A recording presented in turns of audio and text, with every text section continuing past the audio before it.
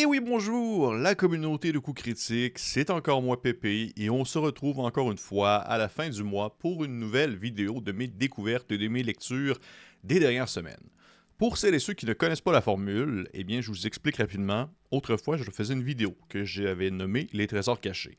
Dans celle-ci, je présentais des petits jeux, des petits modules très indépendants, très nichés que je trouvais particulièrement intéressants. Et récemment, je me suis rendu compte que ça me manquait. Donc, étant une personne qui consomme beaucoup et qui lit énormément de jeux de rôle et qui tente d'en comprendre le plus possible, j'ai décidé de débuter une série de vidéos sur mes lectures et trouvailles indépendantes des dernières lectures, des derniers temps, des dernières semaines.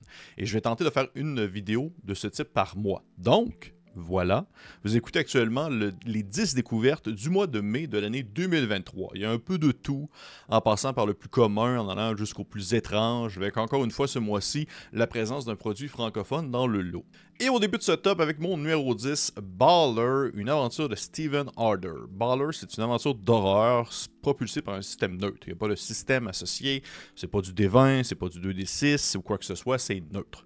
Toutefois, il y a des petits éléments, des petits outils que vous pouvez prendre et intégrer dans votre système favori, comme entre autres l'utilisation de certains mots-clés, certains symboles aussi, mais beaucoup de tables aléatoires surtout. Et dans Baller, eh bien, les aventuriers, ce sont des gens ordinaires qui se retrouvent dans des situations périlleuses, des âmes courageuses qui sont prêtes à accepter un travail dangereux pour un bon salaire. La magie existe, mais elle est depuis longtemps démodée. On est vraiment dans un étrange mélange historico-uchronique dans laquelle, oui, la fantasy est là, mais en même temps, on se propulse vers la modernité, mais dans l'ombre, il y a toujours un peu cette menace-là, un peu incompréhensible, qui demeure, que ce soit par exemple une goule, ou encore des démons, ou une espèce d'une divinité un peu euclidienne qui pourrait apparaître et anéantir le petit village de Nilthorpe dans lequel se déroulent les aventures. Je trouve ça vraiment intéressant, c'est rafraîchissant, la mise en page est super belle, c'est clair à lire, le contexte est vraiment original et les personnages doivent se promener dans une zone divisée en hexagones pour dévoiler différents mystères de ce lieu étrange. Fait que je conseille de jeter un coup d'œil pour vrai. Je pense pas que c'est pour. Je ne pense pas que c'est pour tout le monde, mais ça a son petit quelque chose. En numéro 9, on retrouve Blender. Et là, bon, Blender, ce n'est pas un jeu, c'est pas un module, c'est pas rien, en fait, c'est quelque chose, mais c'est un outil surtout. Je vais passer rapidement dessus, mais je comptais vous en parler un peu.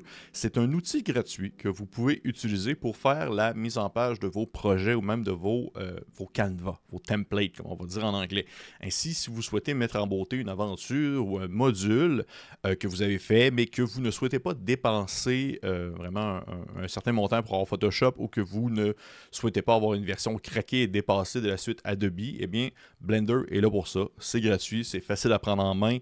Il y a des gens qui offrent même, et ça c'est très cool, c'est un peu comme ça que je l'ai découvert, des gens qui offrent des canevas préfaits de certains formats de livres ou de certains dépliants afin que vous puissiez rapidement mettre en page pour faire une belle présentation de ce que vous créez. Et dans la description de la vidéo, je vais mettre un lien qui va vous mener à Blender, mais aussi également un lien vers des canevas qui sont disponibles au téléchargement pour que vous puissiez justement faire du visuel d'un produit en format dépliant. Si jamais ça peut vous intéresser, je trouve que c'est un très bel outil pour celles et ceux qui ne possèdent pas, que ce soit la suite Adobe ou encore Affinity, qui est une autre application que j'apprécie beaucoup pour la mise en page.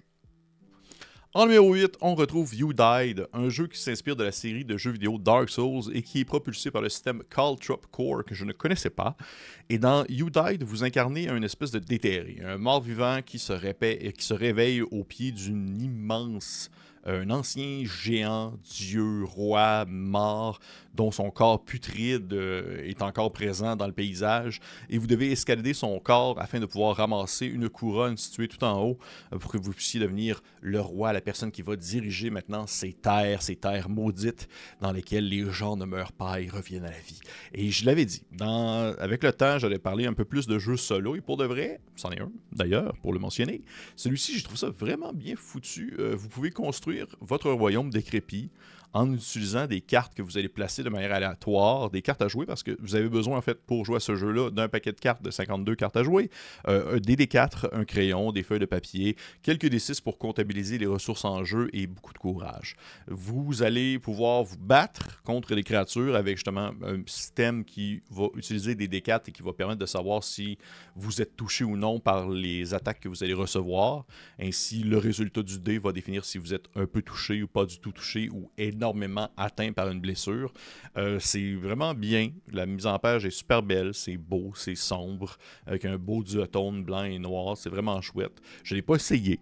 Je ne l'ai pas essayé, mais à la lecture, je trouvais ça intéressant. C'est pas la première fois que je lis un volume qui, en fait, un jeu solo qui va utiliser justement un paquet de cartes à jouer et que les cartes, dans le fond, que vous allez retourner au bon moment va définir un peu l'événement ou la situation qui va se dérouler devant vous. Fait qu'il y a comme un aspect très aléatoire que vous ne pouvez pas vraiment contrôler et qui donne un peu cette magie à ce format solo. Donc, oui, je pourrais aller jeter un coup d'œil si jamais vous êtes des férus de ce style. Peut-être que ça va vous intéresser. Et aussi, si vous êtes des férus de Dark Souls et de ces jeux extrêmement difficiles. Numéro 7, on retrouve A Wizard. A Wizard, tout simplement. De Replay. C'est le magicien, eh bien, c'est ça. C'est un magicien. Il porte un chapeau pointu. Vous ne pouvez pas faire vraiment référence à lui sous un autre nom, que ce soit dans une description, un dialogue ou même un personnage que vous allez rencontrer. C'est la simple vérité, c'est un magicien. Et dans le paisible hameau de Canny, il y a un sorcier qui a été mis à prix. Il aurait fait des ravages avant de s'enfuir dans sa tour en haut d'une colline. Et les personnages vont dans le fond découvrir justement le massacre qu'il a laissé derrière lui. Ils vont commencer à explorer son sinistre repère. Et il devient de plus en plus clair qu'ils ont affaire à quelque chose qui est plus qu'un sorcier, qui est le sorcier. En fait, c'est un module de jeu d'horreur, pour vrai, très cool. Système OSR, vous allez pouvoir explorer la tour de la colline où le Wizard, le magicien, vit et essayer de survivre à une menace capricieuse et peut-être même de l'arrêter si jamais vous êtes assez fort. C'est un contexte où le magicien, c'est une aberration. C'est horrifique, c'est un danger impossible à comprendre parce que justement, c'est le magicien. Dans ma vision, là, en tout cas dans mon monde à moi, si je fais jouer cette aventure, il n'y a pas d'autres magiciens excepté lui. C'est horrible ce qu'il peut faire.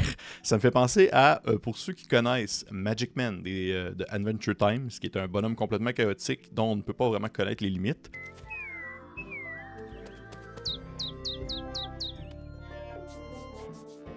Magic. Away. Think happy thoughts, little cute bees. Et c'est vers là que se tourne A Wizard. C'est vers le danger de l'inconnu. Et l'horreur s'installe super bien à mesure que vous explorez ce que ce personnage énigmatique peut faire. Le visuel est vraiment beau. Une aventure que je recommande chaudement, pour vrai. Vraiment, vraiment très cool pour les personnes qui aiment l'horrifique, pour les personnes qui aiment l'OSR. OSR dans le sens que vous pouvez runner ça, jouer ça avec pas mal de systèmes D20, vraiment selon votre bon plaisir. Allez jeter un coup d'œil, c'est vraiment, vraiment très, très cool. En numéro 6, on retrouve Dumpster Fire de Sender et Turma.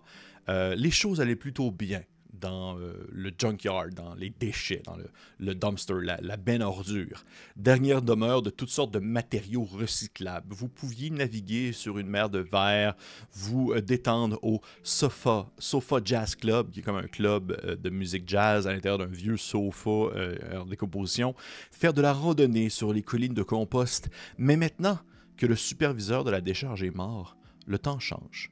Dumpster Fire est une micro-aventure fantaisiste sur le thème des insectes qui va utiliser en fait le jeu de Ben Milton's Knave. Knave que j'ai parlé très récemment dans une vidéo qui est très cool et qui peut s'adapter à toutes sortes de systèmes. Il propose des tables aléatoires, des règles de création de personnages personnalisés pour ce type d'aventure-là. Il y a différents intrigues qui peuvent être mises en avant. Chacun vont apporter leur NPC, leur personnage non joueur et leur surprise. Et le contenu peut être interprété et utilisé de la manière que le maître de jeu le souhaite. Ça peut se scinder en plusieurs parties et enlever des morceaux si ça ne vous tente pas. À ce moment-là, c'est très cool. C'est vraiment flyé. Pour vrai. C'est vraiment flyé dans l'incroyablement petit. Vous allez incarner des insectes qui vivent dans des ordures et qui doivent arrêter les plans diaboliques de Gnome de Jardin qui ont décidé de prendre de force la benne ordure, le junkyard. Et l'endroit où vivent les personnages depuis que le roi des l'ordure est décédé. Dans le fond, vous vivez là-dedans dans ces tas de déchets là. C'est fou, c'est drôle, c'est bon, c'est original. Le bar jazz dans le sofa, c'est vraiment cool. Les joueurs peuvent visiter pour récolter des informations. Il y a des créatures d'origami qui sont genre des assassins expérimentés. Ça me fait un peu penser à Troika, mais vraiment très concentré dans quelque chose avec un système que je pense que je préfère à celui de Troika. Et visuellement, c'est, je crois, mon préféré dans le top 10 d'aujourd'hui. C'est vraiment une œuvre d'art en soi, je trouve, tout en couleur, avec un style un peu grunge qui me rappelle un certain style de tatouage. Allez voir ça, c'est vraiment, vraiment cool. En numéro 5, on retrouve Maze of the Spider de Mundus Infinitus. Petit synopsis. La tisseuse a tissé l'île et l'a donnée aux araignées. Les humains en ont pris une partie. Elles nous chassent et nous les chassons. Elles sont la subsistance et nous les condamnons dans notre civilisation. Leurs soins nous habillent, leurs entrailles nous nourrissent. Nous nous armons de leurs mandibules et construisons nos maisons avec leurs restes.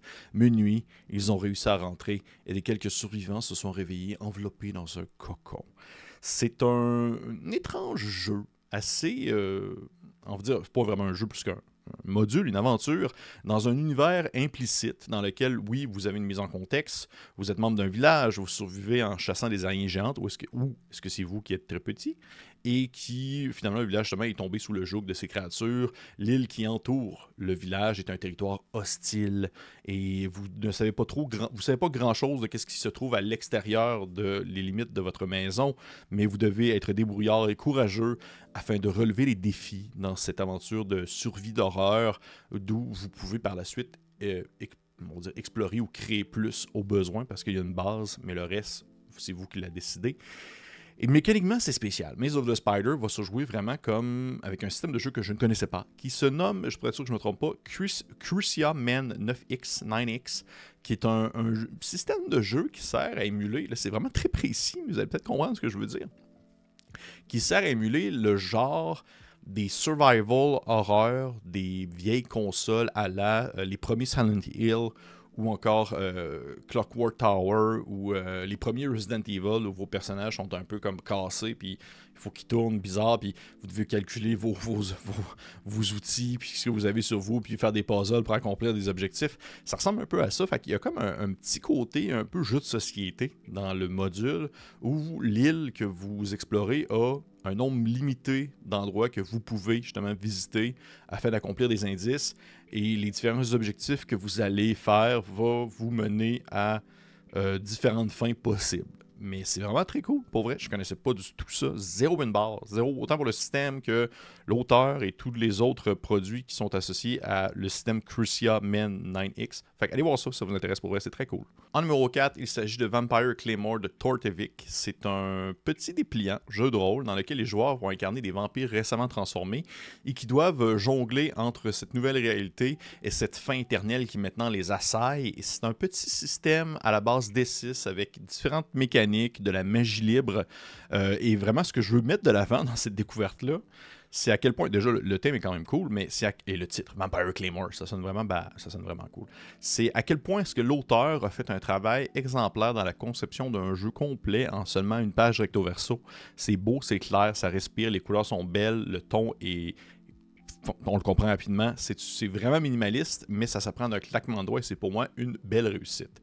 Fait qu'allez voir ça si ça vous intéresse, ça peut vraiment faire de très beaux one-shots avec un système de jeu qui s'apprend en seulement quelques secondes, littéralement. En numéro 3, on retrouve Dans l'ombre d'Arkham de Antoine Fouache. Antoine qui est Patreon chez Coup Critique depuis un bout et que je voudrais saluer et qui fait du contenu indépendant de A à Z lui-même avec une grande agilité et une grande maîtrise de tous ses sujets et je trouve ça vraiment cool. Et dans le synopsis, c'est Plongé au cœur des ténèbres d'Arkham, une ville autrefois paisible, désormais en proie à un mal indicible. Une nuit éternelle s'est abattue, des ombres malsaines dansent à chaque coin de rue. Dans ce décor lugubre, vous incarnez des enquêteurs courageux appelés à résoudre le mystère qui enveloppe la disparition d'un étudiant de l'université d'Arkham. Plongez dans les profondeurs de l'horreur cosmique et faites face à votre destin. Pour vrai, c'est exactement ce genre de contenu que j'aime en français pour des scénarios d'horreur style l'appel de Cthulhu, des images d'époque, des effets de collage, des cartes, des objets, des aides de jeu. Ça me rappelle, pour vrai, ça me rappelle vraiment le style de mise en page des éditions Sans Détour. Pour ce qui est au fond et de la forme, c'est vraiment cool, puis c'est digne des livres officiels pour moi de l'appel de Cthulhu, même avec les illustrations, en plus des photos d'époque et des illustrations qu'Antoine a dessinées lui-même. Une mise en page super belle. Sincèrement, je vous avoue que je suis un brin jaloux parce que c'est exactement le type de format que j'aime faire pour des scénarios historico-horrifiques. On a sensiblement la même touche visuelle pour ce type de mise en page-là. Et puis, c'est 32 pages de stock pour sauter là-dessus, tout en français, gratuit. Encouragez-le, typez-le, allez voir ça. Vous allez pouvoir faire une aventure de l'appel de Cthulhu, même si c'est pas a priori monté comme l'appel de Cthulhu, c'est plus système neutre, si je me trompe pas. Parce qu'au final, l'appel de Cthulhu, c'est pas vraiment un système ouvert en français, du moins c'est comme plus compliqué un peu. Mais allez voir ça. Vraiment très cool. Vous pouvez l'adapter là au système que vous souhaitez. Pour ma part, j'aimerais beaucoup le jouer avec Horreur Liminale plus qu'autre chose. En numéro 2, on retrouve Rainforest Rampage, une aventure de Fist par Jean Verne. Et oui, je parle encore de Fist ce mois-ci. Il va falloir que vous vous habituez parce que j'aime beaucoup ce jeu. C'est une aventure en format dépliant, encore une fois, qui est un véritable hommage à des films tels que Predator avec Arnold et ses gros muscles. Et dans Rainforest Rampage, c'est une équipe de mercenaires, l'équipe de Fist, qui doivent affronter des animaux qui sont mécaniquement augmentés dans l'ambiance la plus explosive et tendue que possible. C'est juste tellement frigging bon, là. C'est un format parfait pour un one-shot de une soirée ou de quelques parties dans une fluidité exemplaire dans laquelle il y a des hexagones qui représentent la forêt que vous explorez et que vous tentez de retrouver ces différents animaux bio-augmentés, super puissants, qui ont tué les scientifiques qui les ont créés. Et je veux le mentionner aussi, Jean Verne, qui est l'auteur du dépliant, est un auteur et designer francophone de talent. Et allez voir son Itch.io, et il fait de tout, en fait, pour tous les goûts. Ça, c'est vraiment cool. Les gens, Fantastique Jean, comme on l'appelle.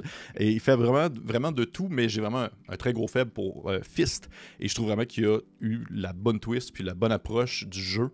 Et j'espère vraiment qu'il va faire d'autres modules, d'autres dépliants sous ce format-là pour ce jeu-là, parce que c'est du bonbon d'action. Et en numéro 1, on retrouve Swineheart Motel de Killchester. Sur une autoroute solitaire, tard dans la nuit, il suffit d'un seul mauvais virage pour ruiner votre vie. Et le Woodside Motel est ce virage. Ici, loin de la civilisation, une sombre entité cosmique est nourrie. Elle se nourrit de ses clients, grandis en puissance dans les rêves, et elle murmure son nom, Swineheart. Swineheart Motel est une aventure d'horreur moderne conçue pour être complétée en 1 à 3 sessions, disons, se déroulant dans un motel au bord d'une route au milieu de nulle part, occupé par un groupe de personnages aussi effrayants qu'étranges. Et vraiment, ça, c'est vraiment le type d'aventure que j'aime. T'as tout ce qui est conçu dans un lieu X. T'as vraiment comme un quadrilatère qui comprend le motel et tout ce que peut se dérouler l'histoire est là. Dans le fond, les personnages, les accroches de scénario, les cartes isométriques de l'endroit que vous pouvez visiter, les différentes adaptations que vous pouvez faire de l'aventure dans les années 80 jusqu'à nos jours, les personnages étranges que vous pouvez rencontrer, et le tout est dans un système neutre. C'est écrit et avec aucun système en particulier, bien qu'ils disent que vous devriez prioriser un système qui peut prendre en considération soit la volonté ou la peur ou la santé mentale des personnages. Et pour vrai, ça c'est assez fly. Je m'attendais pas à ça. Je dois avouer que ça, faut que je le mentionne, je m'attendais pas à ça. Swineheart Motel est un brin plus complexe que je le pensais. On trouve des personnages vraiment étranges, des idées très intemporelles ou même extradimensionnelles de d'autres plans, des sorcières, des atmosphères vraiment weird, à la limite très fantasy, horrifique, dark fantasy. Et ça a quelque chose de... Ça me fait un peu penser à Twin Peaks, tu sais. Une allure, un début, une couverture, disons, très sobre, ou du moins qui donne l'impression que tu es dans une espèce de soap américain. Mais plus tu avances, plus tu te rends compte à quel point il y a des couches et des couches de « Wow, qu'est-ce qui se passe? C'est donc bien étrange. » Et c'est un peu ça, Swineheart Motel. C'est l'effet que ça me fait. L'idée de pouvoir incorporer, on va dire, il y a... Le concept, en fait, il se passe quelque chose dans l'hôtel qui fait en sorte que les joueurs ne peuvent pas partir parce qu'il y a un blizzard à l'extérieur et ce qui fait en sorte que le monde sont prisonniers là de la situation. Et c'est quand même très facile, en fait. C'est facile de garder les personnages sur place alors que tout se déroule et tout, on va dire, ce qu'on va dire au Québec, part en couille, part en déroute. Ça commence vraiment à déraper et devenir très dangereux pour tout le monde. Mais en même temps, où aller? Parce que c'est sûr que partir ainsi dans la tempête de neige, c'est directement aller dans sa mort, là. Et l'écriture est très cool. C'est très atmosphérique. Ça s'implante super bien. Chaque zone est vraiment très bien expliquée et présentée. Tout est lié. Ça a une certaine logique malgré le fait que c'est très surréaliste. Et pour vrai, c'est une belle vision moderne de l'horreur, très cinématographique, que je jouerais avec les Minal Horror, encore une fois, sans problème, avec une petite touche de slasher, une petite touche de quelqu'un qui se promène dans l'endroit puis qui tue les gens, mais aussi avec une petite touche de « Oh shit, il y a une créature intemporelle gigantesque qui vit dans un autre plan et qui nous regarde. Ah! » Allez voir ça. C'est vraiment cool. C'est vraiment, vraiment cool. J'ai beaucoup aimé ça. Je sais pas si ce serait ma préférée du lot d'aujourd'hui, mais c'est dans les plus inattendus, dans ce qui me le plus surpris. Donc, et voilà. Hey! Ça conclut ce top 10 de mes découvertes du mois de mai de l'année 2023. Et j'espère qu'il y a des choses là-dedans qui vous intéressent. Allez jeter un coup d'œil, allez lire, allez voir. Donnez-moi en commentaire s'il y a des découvertes que vous avez faites. Je serais toujours curieux de le savoir. Et aussi, je vis des gens qui me commentent en me disant « Hey, je travaille sur mon jeu. Peut-être qu'un jour, vas-tu en parler? » Eh bien, oui, peut-être. Ça pourrait me faire plaisir de jeter un coup d'œil pour vrai. J'adore regarder des choses. J'adore lire. J'adore regarder des choses. C'est comme dire le feu brûle. J'adore lire des jeux de rôle. Et j'adore découvrir des jeux indépendants qui sont faits avec la sueur au front et le cœur à la main d'auteurs et d'autrices aussi talentueux les uns que les autres. Fait que, hey, on se dit à la prochaine. Prenez soin de vous. Bye bye!